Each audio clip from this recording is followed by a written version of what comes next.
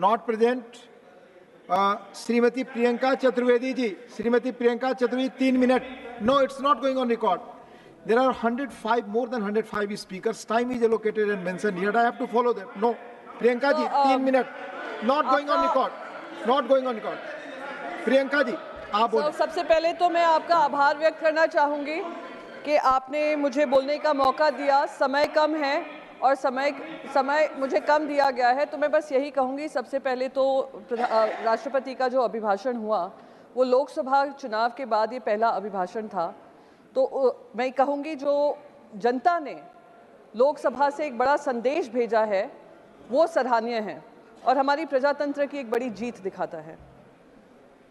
Sir, एक और संदेश ये चुनाव ने भेजा है। भगवान श्री राम कौशल्य पुत्र भी माने जाते हैं, भगवान श्री कृष्ण देवकी पुत्र भी कहे जाते हैं।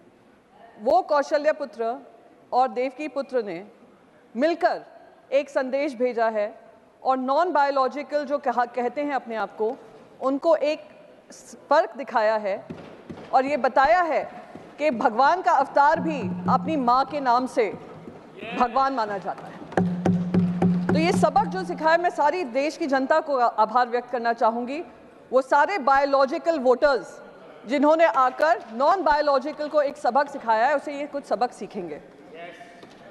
और यही कौशल्य पुत्र और देवकी पुत्र ने उत्तर प्रदेश से लेकर महाराष्ट्र तक, अयोध्या से लेकर नासिक तक भारतीय जनता पार्टी को हराया है। तो मैं उन सभी लोगों का आभार व्यक्त करना चाहूँगी। एक और चीज़ इस इलेक्शन ने हमें संदेश दिया है, देश की जनता को दिया है कि जो अहंकार से चलेगा उसको अहंकार ही खत्म करेगा। और ये जनता का अहंकार था, जनता का मत था, जिन्होंने आज विपक्ष को भी मजबूती से अपनी बात रखने का मौका दिया है।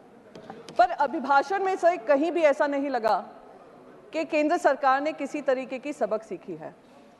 केंद्र सरकार ने ये समझा होगा कि जो बायोलॉजिकली बॉर्न होते हैं वो महंगाई से जूझ रहे हैं, जो बायोलॉजिकली बॉर्न होते हैं वो नीट की जो पेपर लीक हो रहे हैं और करीब 41 पेपर लीक हुए हैं इतने सालों में, उसके ऊपर उनको दर्द होता है। ये बायोलॉजिकली बॉर्न जो हैं वो बेरोजगारी से परेशान हैं। ये बायोलॉजिकली बॉर्न जो हैं वो महिलाएं जो सम्मान ढूंढती हैं, उम्मीद करती हैं कि सम्मान उनको दिया जाएगा। ये जो बायोलॉजिकली बॉर्न हैं, युवा हैं हमारे, वो अग्निवीर जैसी जो पॉलिसी लाई जाती हैं उससे जूझ रहे हैं, उसका शिकार हैं। जो बायोलॉजिकली बॉर्न हमारे किसान हैं वो भी त्रस्त हैं। पर उनके अभिभाषण में कुछ भी ऐसा नहीं दिया गया केंद्र सरकार की तरफ से जो दिखाता है कि कोर्स करेक्शन होने वाला है। तो मैं तो बस यही कहूंगी, सर बस रैप अप ही कर रही हूं, मैं ज्यादा समय आपका नहीं लूंगी। मैं बस यही कहूंगी कि आप ये अहंकार से चलते रहिए, ऐसे अभिभाषण उनके मुंह से बुलवाते रहिए और आने वाले समय में 240 से 40 के लिए आप तैयार रहिए। Thank you. जय महाराष्ट्र, जय हिंद सर।